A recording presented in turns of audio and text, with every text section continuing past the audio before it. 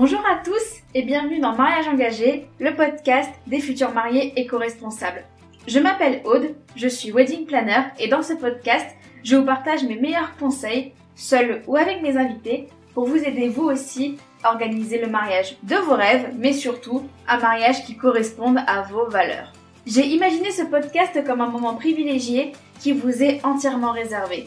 Une petite pause dans votre semaine où vous pourrez faire le plein d'astuces pour votre mariage sans aucune pression, dans la détente la plus totale. Alors installez-vous confortablement, prenez un thé ou un café, de quoi prendre quelques notes et c'est parti pour l'épisode du jour. Hello tout le monde, j'espère que vous allez bien, que vous passez une excellente journée et je suis ravie de vous retrouver pour l'épisode 45 de Mariage engagé. Et là, vous allez vous dire, non mais Aude, elle a complètement pété un plomb. Elle relie deux choses qui, à première vue, n'ont rien à voir. Ça y est, elle craque complètement. Eh bien, non. Rassurez-vous, ma santé mentale est tout ce qu'il y a de plus intact. Et oui, il y a bien un lien, en tout cas j'en ai trouvé un, entre votre cycle menstruel et l'organisation de votre mariage. Mesdames, laissez-moi vous expliquer en quelques secondes. Ça fait plusieurs années maintenant que je m'intéresse beaucoup à la productivité de façon générale, c'est-à-dire toutes les méthodes, les astuces qu'on peut trouver pour justement être plus efficace au quotidien, diminuer le temps qu'on passe à faire certaines tâches, etc., etc. On aura l'occasion d'y revenir dans quelques prochains épisodes. C'est un sujet qui me passionne beaucoup parce que je trouve que c'est passionnant du coup de voir tout ce qu'on peut faire justement rien qu'en maîtrisant quelques trucs et astuces. Mais ces derniers temps, il y a un sujet qui a beaucoup attiré mon attention et c'est le sujet de la productivité féminine. Donc je ne vais pas vous donner de définition car vous allez avoir une définition dans l'épisode. Mais c'est un sujet qui me passionne beaucoup dans le sens où en tant que femme, on possède beaucoup de choses dont on ne peut pas dire à un homme qu'ils les ont. Dans le sens, le cycle menstruel, c'est uniquement propre aux femmes et ça a un plus grand impact sur votre vie et votre productivité qu'on pourrait imaginer à première vue. Et c'est justement pour ça que j'ai choisi d'inviter Canel sur le podcast. Canel qui est une experte en cycle menstruel, en productivité féminine et tous les sujets correspondants. Et là où c'est vraiment intéressant dans le cadre de votre mariage, c'est que ce soit même pour votre mariage ou même pour tout élément de votre vie personnelle, ça va forcément vous servir. Je pense que cet épisode peut très très bien vous servir dans n'importe quelle situation. Bon, évidemment, là, je l'ai reporté au mariage parce que c'est le sujet du podcast. Mais cet épisode est vraiment une pépite d'information pour vraiment vous aider à mieux vous connaître, mieux connaître votre relation avec votre corps et vous aider à en tirer le meilleur parti afin d'être plus productive et mieux organisée au quotidien. Donc j'espère que cette introduction vous aura donné envie d'en savoir plus. Genre je m'excuse si j'ai pas réussi à couper certains bruits autour de moi, mais disons que le quartier est assez agité, j'espère que ça vous dérangera pas trop. Mais voilà, bref, je vous laisse découvrir l'épisode et je vous retrouve tout de suite après pour le débrief. Hello Canel, comment vas-tu? Coucou, ça va super bien et toi? Ça va, oui, merci. Écoute, merci beaucoup d'avoir accepté mon invitation. Je suis ravie de t'avoir sur le podcast. Mais merci de m'inviter, ça me fait plaisir. Avec grand plaisir. Écoute, je te propose qu'on commence avec une petite question. Est-ce que tu peux te présenter, s'il te plaît? Oui, bien sûr. Alors, je m'appelle Canel, je suis diététicienne nutritionniste spécialisée dans le bien-être menstruel et la productivité féminine. Voilà, donc j'aide les femmes en fait à se libérer de règles douloureuses, de leurs maux de cycle et également à se servir de son cycle, donc de leur cycle, pour être plus productive. Vraiment un super programme. C'est vrai. Est-ce que tu peux nous en dire un peu plus sur les raisons qui t'ont donné envie de te spécialiser, entre autres choses, dans la productivité féminine? Oui. Alors en fait, c'est quand je me suis mise à mon compte, au début j'étais diététicienne tout simplement, donc je parlais un petit peu de perte de poids et je me suis rendu compte que personnellement je vivais plus ou moins bien mes cycles parce que j'avais pris l'habitude de bien manger, d'avoir une alimentation, enfin un truc vraiment cadré sans être trop cadré non plus. Et je me rendais compte que certaines entrepreneuses autour de moi avaient beaucoup de difficultés. Je me rappelle d'un post d'une entrepreneuse qui, elle serait plutôt un réel, mais qui montrait un petit peu comment ça se passait quand elle avait les règles. Et je me suis rendu compte qu'en fait, je peux aider là-dessus, je peux aider sur cette problématique-là. Donc, au lieu de parler de perte de poids, alors que 150 000 autres diététiciens en parlent, pourquoi ne pas me diriger plutôt sur le bien-être menstruel? Bah, écoute, c'est vraiment super intéressant. J'ai hâte d'en apprendre un petit peu plus. Bah, justement, peut-être que tu pourrais nous définir en quelques mots, pour toi, qu'est-ce que la productivité féminine et surtout en quoi est-ce que c'est important, notamment, dans la vie d'une femme? Oui, alors pour moi, la productivité féminine, en fait, c'est le fait de comprendre, donc déjà d'analyser son cycle, de le comprendre pour se servir de enfin, du potentiel de chacune des phases du cycle, hein, parce que on a l'impression que c'est un fardeau, alors que si on le vit bien, si on fait en sorte de mettre en place une alimentation saine, je vais le répéter durant tout le podcast, mais c'est pas grave, si C'est on fait pas en grave. sorte de mettre en place des éléments importants, ça peut être un très bon cycle, tu peux très bien le vivre et au contraire en tirer des bénéfices parce que c'est un gros potentiel qu'on a, mais on ne s'en rend pas compte. Je sais pas si j'ai répondu à toute ta question. Donc du coup, pour toi, la productivité féminine, qu'est-ce que tu dirais que c'est? En fait, c'est le fait de se servir de son cycle pour donc atteindre son objectif et oui, mieux vivre sa vie, j'ai envie de dire, vivre en harmonie avec son cycle afin de ne pas être à contre-courant de celui-ci, mais au contraire être sur le même chemin. Super, c'est super clair en tout cas. Justement, il y a quelques instants, tu disais que tu avais pris l'habitude de vivre en fonction, de ton cycle. Est-ce que tu peux nous en dire un peu plus sur, la façon quand est-ce que tu as réalisé, l'impact que, notre cycle menstruel pouvait avoir, dans notre quotidien? Pour l'impact du cycle menstruel, ça a vraiment été quand je me suis mise à mon compte et que je me suis rendu compte qu'il y avait des périodes où j'étais ultra créative, mais vraiment en mode, j'avais 150 000 idées à la minute, et d'autres périodes où j'étais vraiment, mais vraiment, j'étais hors service. Il fallait pas me demander quoi que ce soit parce que c'était pas possible. Et là, je me suis dit, bon, attends, il y a quand même un truc, donc je commençais à noter au niveau des dates. Là, je me suis dit, bon, ok. Donc il y a une correspondance et j'ai commencé à approfondir mes recherches, à lire beaucoup et tout. Je me suis rendu compte que, ouais, il y avait quand même pas mal de trucs qui retombaient. Après, ça dépend de chacune et ça dépend des cycles aussi, hein. C'est pas forcément la même chose, mais globalement, quand on apprend à s'écouter, on comprend aussi comment s'y prendre. Et tu es à ton compte depuis combien de temps déjà? Ça fait 1 an et 3 mois. Un an. D'accord. Justement, ça va être le moment d'approfondir, un petit peu plus, la question. Est-ce que tu peux peut-être nous en dire un peu plus sur je vais y arriver, Oui. différentes phases du cycle menstruel et la façon dont elles peuvent impacter notre productivité?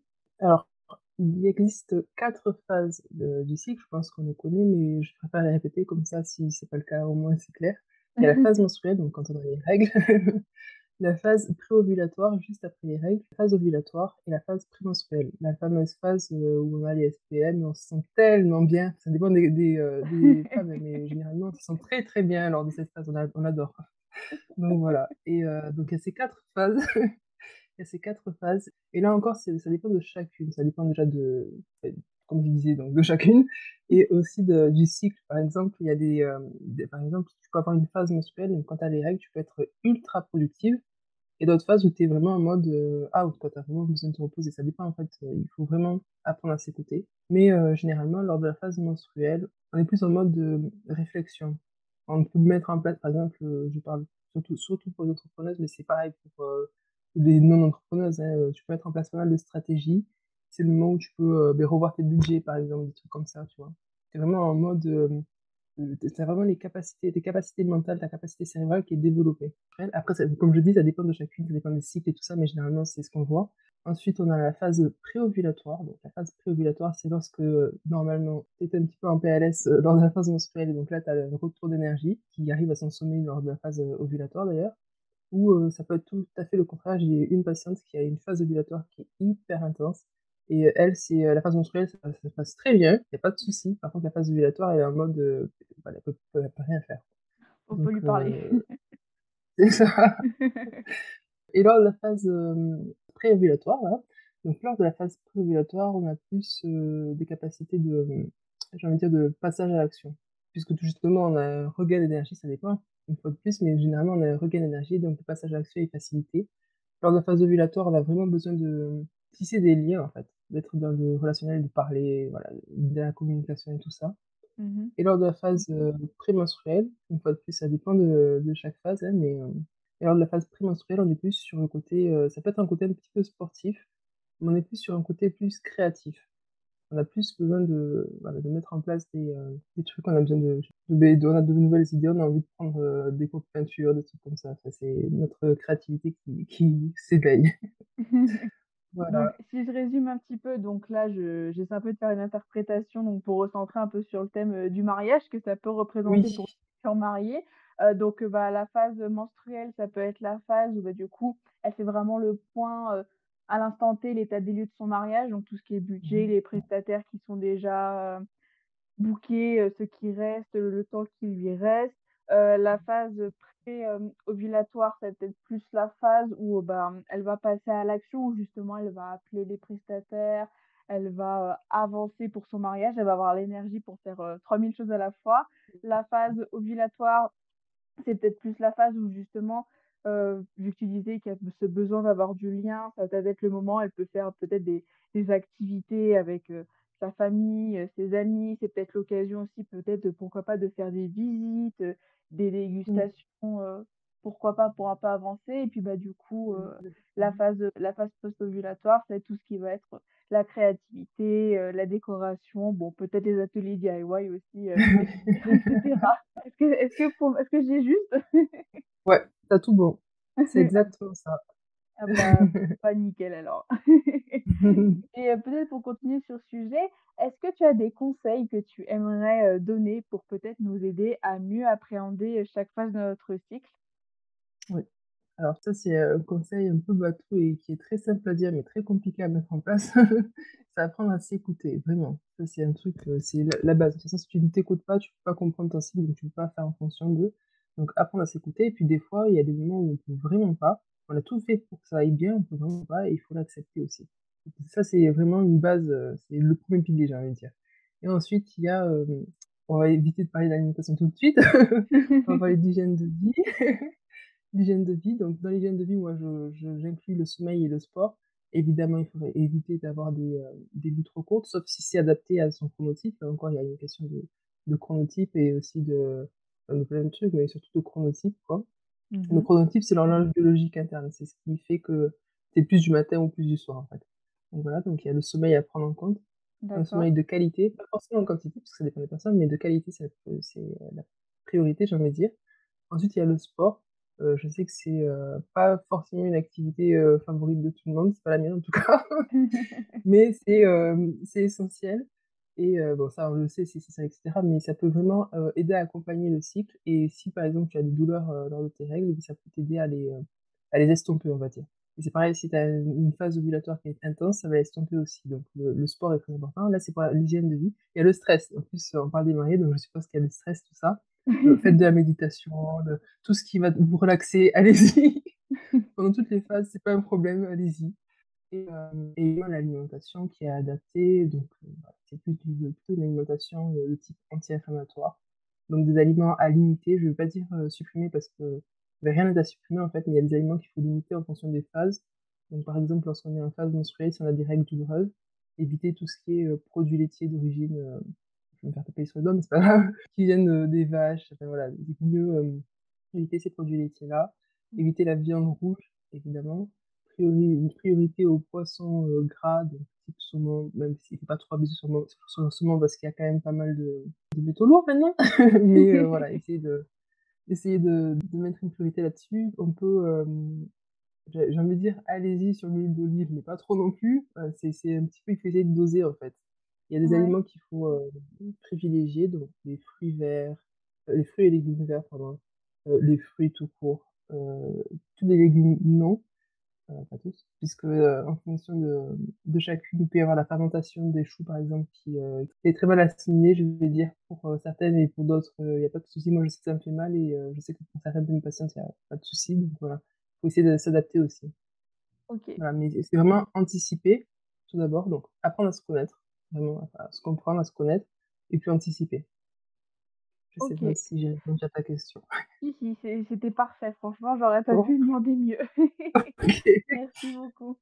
Et avec bah, plaisir. peut-être pour continuer un peu dans le même domaine, donc tu as un peu commencé à aborder, tout ce qui est le stress, le yoga et cetera. Est-ce que, peut-être tu aurais, d'autres conseils, d'autres façons dont tu pourrais conseiller de gérer, Alors soit le stress, soit les baisses de motivation, ou alors, toute autre, émotion négative qui je pense que comme tout le monde le sait ne sont jamais bonnes à prendre. Oui. Alors pour le stress, je suis pas une spécialiste. Je sais qu'il y a quelques aliments qui aident déjà le stress, mais je suis vraiment pas une spécialiste. Moi, je suis une anxieuse de nature, donc c'est vraiment mon point faible. Et donc pour le stress, ouais, vraiment, ne pas hésiter à faire de la méditation, à aller voir des sophrologues.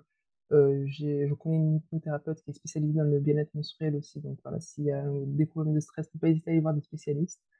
Mmh mh. Ne pas hésiter à se balader en forêt aussi, ça peut, enfin en forêt, dans la nature, peu importe, ça peut aider déjà. Essayer de se vider l'esprit et puis aussi relativiser un petit peu.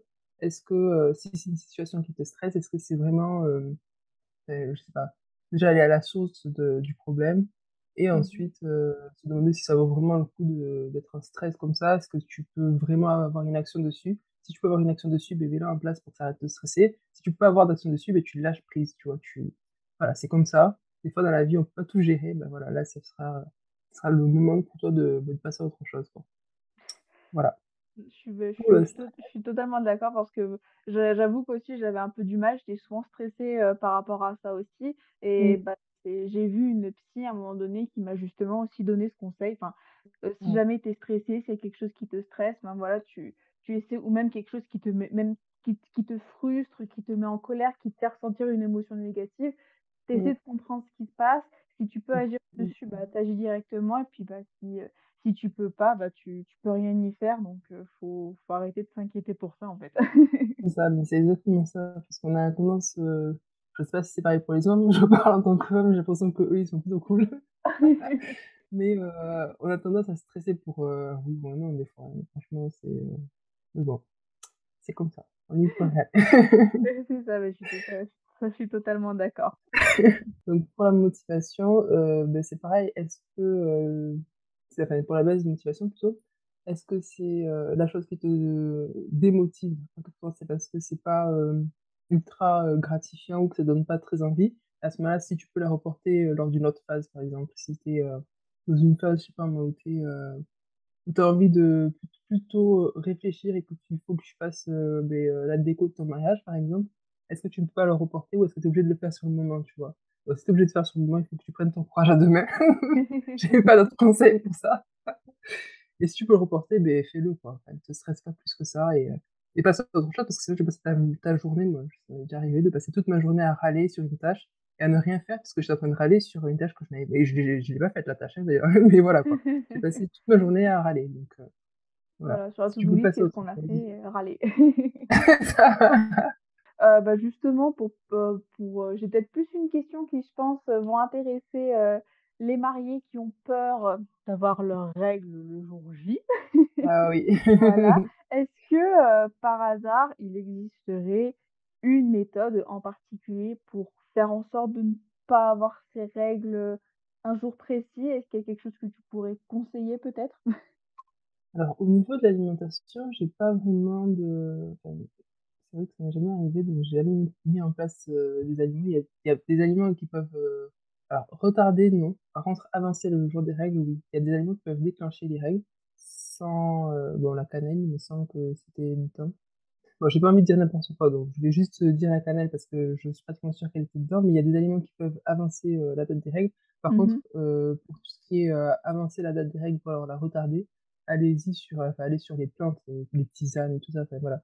Il faut évidemment faire une petite recherche et si possible, se renseigner auprès d'un professionnel, voilà. Mais, Mmh. moi je connais rien du tout en plantes par contre, je le dis de suite.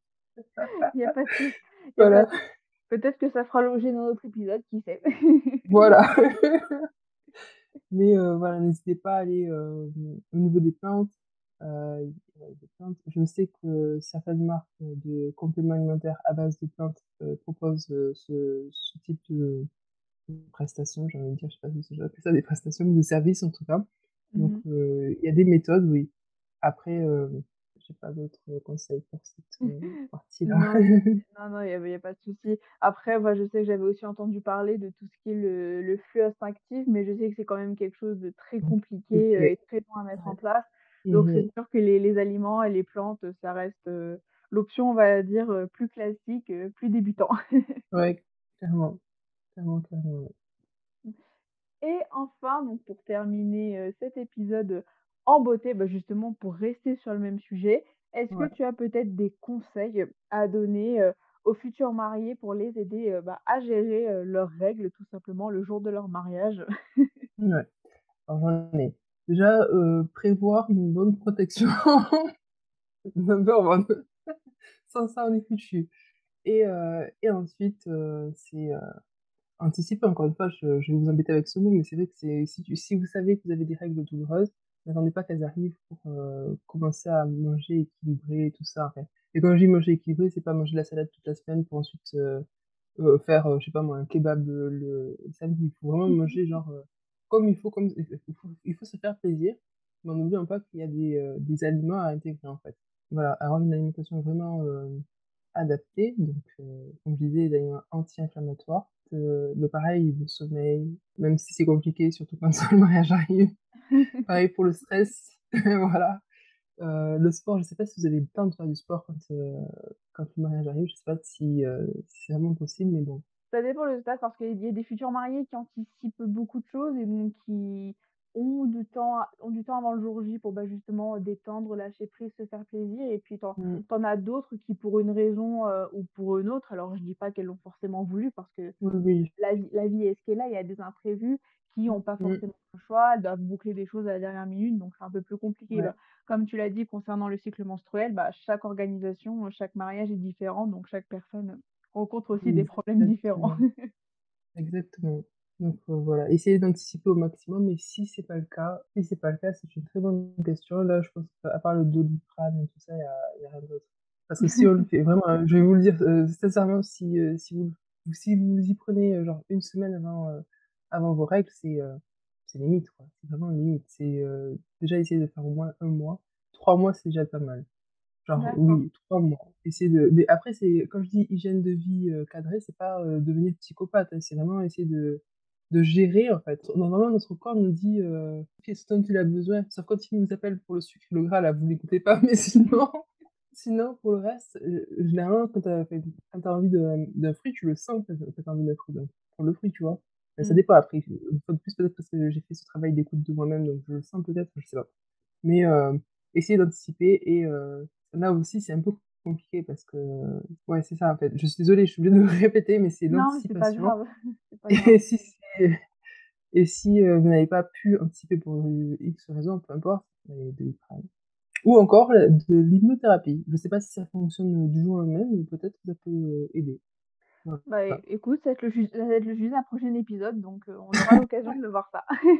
Mais voilà, parfait. Écoute, bah, merci beaucoup en tout cas pour tous ces conseils. Merci Je pense à qu'en tout cas que les toi. personnes qui vont écouter cet épisode, elles seront vraiment parées, du coup au moins alors même si évidemment comme tu l'as dit, ça reste une question d'écoute, ça met du temps, à se Mm. mettre en place, mais en tout cas je pense qu'elles sont au moins parées, qu'elles ont au moins les bases pour, Ouais, bien mettre en place, bien suivre leur cycle menstruel et bien aussi s'adapter en fonction de leur productivité, et cetera pour, bah, justement pouvoir, tout cartonner, pour leur mariage.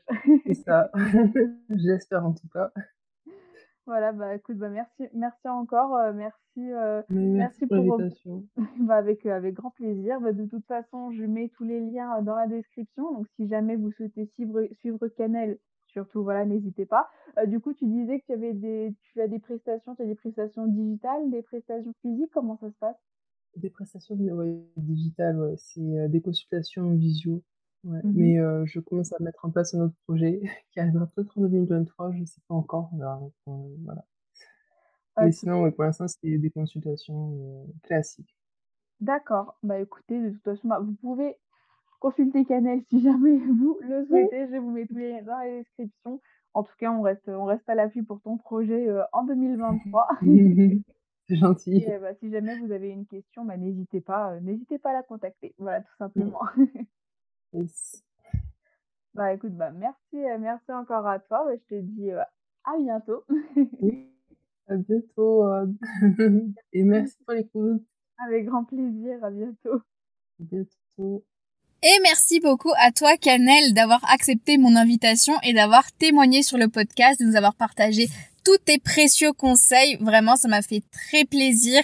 Tu as vraiment répondu à toutes mes questions, tu as un peu attisé ma curiosité sur ce sujet et j'espère que ce sera le cas pour toutes les personnes qui écoutent cet épisode, pour vous qui chez vous écoutez cet épisode. Si jamais vous avez encore des questions, surtout n'hésitez pas à contacter Cannelle, donc je vous mets tous les liens dans la description pour que vous puissiez aller la suivre, en apprendre plus sur ces sujets que je trouve encore une fois passionnants. Je me répète beaucoup, je sais.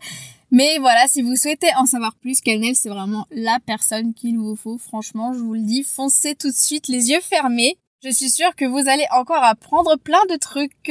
Bon, écoutez, je ne vais pas faire traîner cette conclusion encore plus longtemps. J'espère vraiment que cet épisode vous a plu. Si c'est le cas, vous connaissez la chanson, n'hésitez pas à laisser 5 étoiles sur votre plateforme d'écoute, un j'aime si vous écoutez sur YouTube, à laisser un petit avis, un petit commentaire pour le référencement, ça fait toujours plaisir. Oui, j'ai un peu l'impression d'être une youtubeuse en disant ça, c'est vraiment un truc de malade, mais c'est quand même important de le répéter. Si vous appréciez le podcast et que vous souhaitez me soutenir gratuitement, surtout n'hésitez pas, ça me ferait extrêmement plaisir. Et écoutez, sur ce, je vous souhaite de passer une excellente fin de semaine. Je vous souhaite une très bonne organisation de mariage si vous êtes en train de le préparer. Et quant à moi, je vous dis à la semaine prochaine pour un prochain épisode. Cet épisode est désormais terminé. Merci à vous de l'avoir écouté jusqu'au bout. J'espère qu'il vous a plu et qu'il va vous aider pour l'organisation de votre mariage. Vous retrouverez toutes les notes sur mon site audegrosbois.com/podcast si vous souhaitez revoir les grandes lignes de cet épisode. Et si vous souhaitez me soutenir et soutenir le podcast, n'hésitez pas à me laisser 5 étoiles sur Apple Podcast et à me laisser un petit commentaire si votre plateforme le permet. Je serai ravie d'avoir vos retours et cela m'aidera grandement à m'améliorer et à vous fournir des astuces toujours plus concrètes pour vous aider à organiser votre mariage éco-responsable. Je vous souhaite très fort de passer une excellente journée et je vous dis à très bientôt pour un prochain épisode de Mariage engagé, le podcast des futurs mariés éco-responsables. À très vite!